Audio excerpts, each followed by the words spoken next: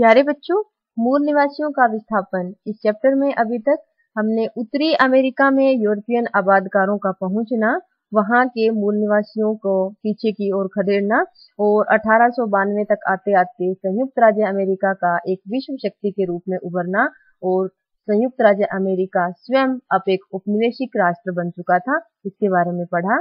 बच्चों, आज हम ऑस्ट्रेलिया के मूल निवासियों के बारे में पढ़ेंगे और यूरोपियन शक्तियां किस तरह यहाँ अपना साम्राज्य स्थापित करने में कामयाब होती हैं और मूल निवासियों को किस प्रकार खदेड़ा जाता है, इसके बारे में पढ़ेंगे।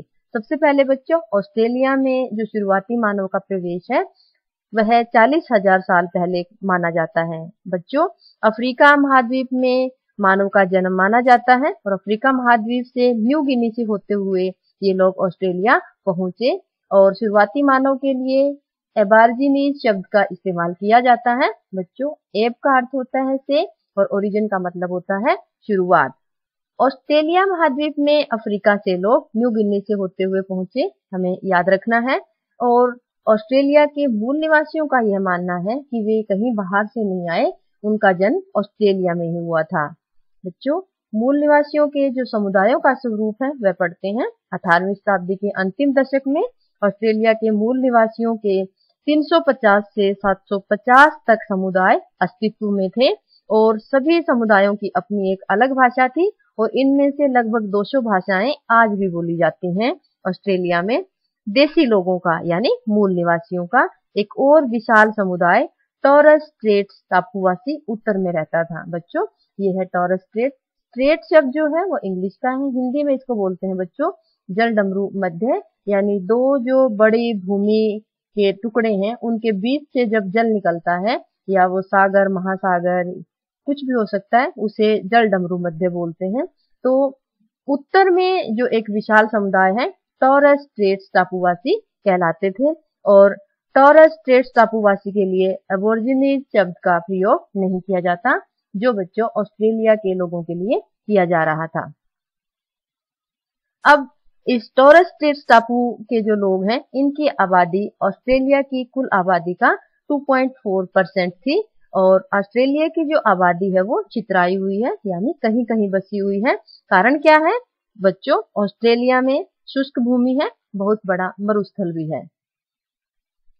ऑस्ट्रेलिया की खोज और मूल निवासियों के साथ संबंध किस तरह स्थापित होते हैं, ब्रिटेन के बारे में आज हम पढ़ेंगे। ऑस्ट्रेलिया की खोज का श्रेय बच्चों ब्रिटिश नाविक कैप्टन कुक को दिया जाता है और कैप्टन कुक और जब उसके साथी ऑस्ट्रेलिया पहुंचते हैं तो मूल निवासियों का जो व्यवहार है वो काफी मित्रतापूर्ण था, दोस्ताना भरा हुआ था। 1779 में हवाई द्वीप समूह, ऑस्ट्रेलिया में नहीं बच्चों, हवाई द्वीप समूह में एक मूल निवासी ने कैप्टन कुक की हत्या कर दी और इसी वजह से जो है ब्रिटिशों का जो रवैया है वो ऑस्ट्रेलिया के प्रति नाराजगी भरा होता है। और जहां तक हम देखते आए हैं कि औपनिवेशिक शक्तियों ने हमेशा से ही अपने प्रति हुई हिंसा का जवाब प्रतिहिंसा से दिया है और इसका औचित्य या इसे सही सिद्ध साबित करने का भी प्रयास किया है। ऐसा ही इस केस में हुआ, कैप्टन कुक की हत्या कर दी गई तो इसका खामियाजा ऑस्ट्रेलिया के मूल निवासियों को भुगतना पड़ा। ब्रिटिशों ने बदला लेने के लिए मूल निवासियों का दमन करना शुरू कर दिया। यूरोपीय बस्तियों की स्थापना कैसे होती है? ऑस्ट्रेलिया में यूरोपीय बस्तियों की स्थापना के लिए मूल निवासियों को बेदखल कर दिया गया। अभी हम पढ़ ही रहे थे कि मूल निवासियों को खदेड़ने का जो कर्तव्य अपने आप को समझ रहे थे वो यूरोपीय लोग जो हैं वहां बस्तियां स्थापित करके अपनी सत्ता स्थापित करने की कोशिश कर रहे थे। और यूरोपीय जो बस्तियों के निर्माता है बच्चों, यहाँ उत्तरी अमेरिका के विपरीत अलग तरीके से बस्तियां स्थापित करने का कार्य किया जा रहा है और यह जो कार्य है ये इंग्लैंड के कैदी कर रहे हैं। ध्यान रखना कि वे लोग हैं जो इंग्लैंड से निर्वासित होकर कैदी के रूप में ऑस्ट्रेलिया में आकर बसे हैं। कैद की शर्तें क्या थी कि जब उनकी कैद पूरी हो जाएगी, कारावास पूरा हो जाएगा, तो उन्हें ऑस्ट्रेलिया में स्वतंत्र जीवन जीने दिया जाएगा। अब ब्रिटिश प्रवासियों ने, यानी वे लोग जो ब्रिटेन से आके ऑस्ट्रेलिया में कैदी के रूप में आए हैं, उन्होंने अपना जीवन यापन करने के लिए, कैद पूरी होने के बाद अपना जीवन यापन करने के लिए उन्होंने मूल निवासियों को खदेड़ने में कोई हिचक नहीं हुई उन्हें, और उनकी कृषि योग्य भूमि पर अपना अधिकार स्थापित कर लिया। आर्थिक विकास कैसे होता है ऑस्ट्रेलिया में? बच्चों, उत्तरी अमेरिका के जैसे नहीं, क्योंकि वहां हमने पढ़ा था कि रेलवे सामग्री तैयार की गई थी, बड़े पैमाने पर कृषि यंत्रों का उत्पादन हुआ था। लेकिन ऑस्ट्रेलिया का जो आर्थिक विकास है, वहां भेड़ों के विशाल फार्म, खाने, मदिरा हेतु अंगूरों के बाग और गेहूं की खेती थी। यहाँ आर्थिक विकास उत्तरी अमेरिका की अपेक्षा थोड़ा अलग है। 1901 में 6 राज्यों को मिलाकर ऑस्ट्रेलियाई संघ बनाया गया, और राजधानी के लिए जो नाम है बच्चों, उसका सुझाव आया वूल व्हीट गोल्ड, लेकिन राजधानी का नाम कैनबरा रखा गया। स्थानीय भाषा का शब्द है बच्चों कैनबरा, उससे कैनबरा निकला है, और कैनबरा का अर्थ होता है सभा स्थल। चीनी आप्रवासियों पर प्रतिबंध। अब चीनी ऑस्ट्रेलिया में कैसे पहुंचे, आगे पढ़ते हैं। सबसे पहले बच्चों, मूल निवासी जो हैं, यानी ऑस्ट्रेलिया के जो लोग थे, वो दासों की तरह खेतों में काम कर रहे थे। दास में और मूल निवासी में कोई ज्यादा अंतर नहीं था। अब सस्ता श्रम प्राप्त करने के लिए ब्रिटेन ने चीनी श्रमिकों का आयात करना शुरू कर दिया। चीन से श्रमिक लाए गए काम करवाने के लिए। चीनी लोगों के बढ़ते हुए प्रभुत्व से घबराकर चीन में सरकार ने चीनी लोगों के ऑस्ट्रेलिया आने पर प्रतिबंध लगा दिया। क्यों? क्योंकि सरकार का यह मानना था कि दक्षिणी एशिया या दक्षिणी पूर्वी एशिया के लोगों का कहीं ऑस्ट्रेलिया पर प्रभुत्व ही स्थापित ना हो जाए। इसी डर से बच्चों 1974 में ऑस्ट्रेलिया में गैर गोरों के प्रवेश पर पूर्णतः पाबंदी लगा दी। ऑस्ट्रेलिया में बदलाव की लहर कैसे आई? बच्चों 1968 में W.E.S. स्टेनर का जो व्याख्यान था, महान ऑस्ट्रेलियाई चुप्पी, जिसे इंग्लिश में द ग्रेट ऑस्ट्रेलियन साइलेंस भी बोलते हैं, इस व्याख्यान में स्पष्ट तौर पर यह कहा गया कि इतिहासकारों ने मूल निवासियों के विषय में हमेशा चुप्पी साधे रखी।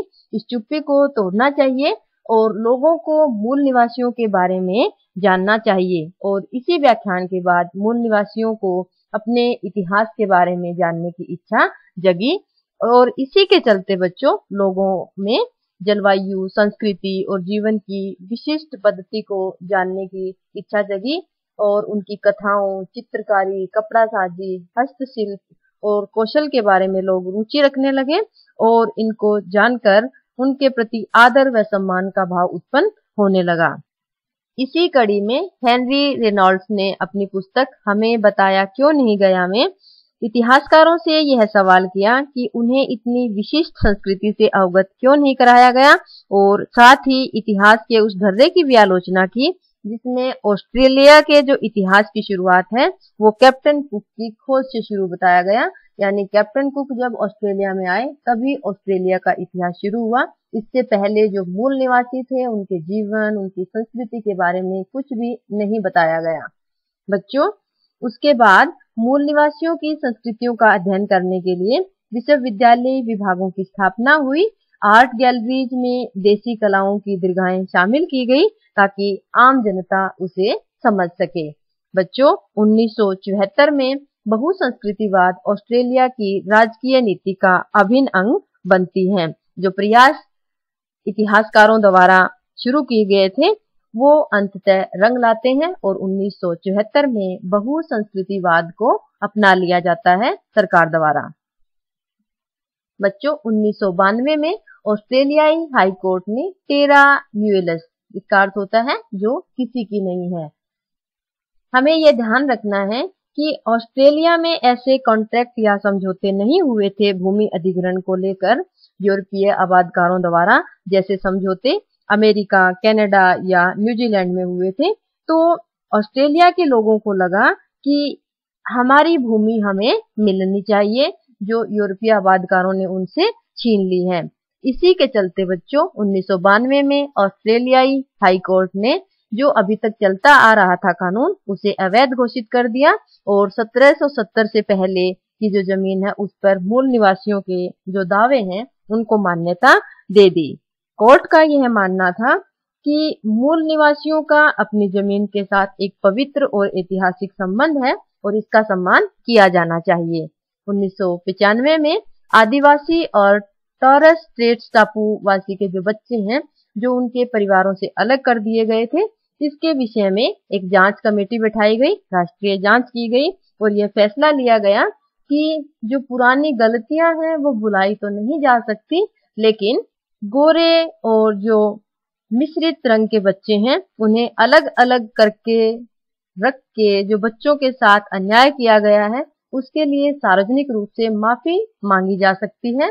और इसीलिए बच्चों 1820 से 1970 के बीच जो गुम हुए बच्चे थे, इसके लिए राष्ट्रीय क्षमा याचना दिवस, ए नेशनल सोरो डे मनाया गया बच्चों 26 मई 1999 को। तो सरकार ने ये पहल की कि जितनी भी गलतियां हुई हैं वो आगे से ना हो और सार्वजनिक माफी मांगी गई। एक उदाहरण पेश किया गया लोगों के सामने कि मूल निवासियों के जीवन का जो है पूरा ध्यान रखा जाएगा और उनकी संस्कृति और उनकी अस्मिता का सम्मान किया जाएगा। और सरकार ने सार्वजनिक माफी मांगकर एक अनोखा व मानवीय उदाहरण प्रस्तुत किया। ऑस्ट्रेलिया में मूल निवासियों को यूरोपीय आबादकारों ने किस तरह खदेड़ा और किस तरह ऑस्ट्रेलिया में इतिहास को फिर से लिखा गया, किस तरह बदलाव आए, लोगों को अपनी जमीनें किस तरह मिली, ये आज हमने पढ़ा। आशा है आपको ये अच्छे से समझ आ गया होगा। धन्यवाद।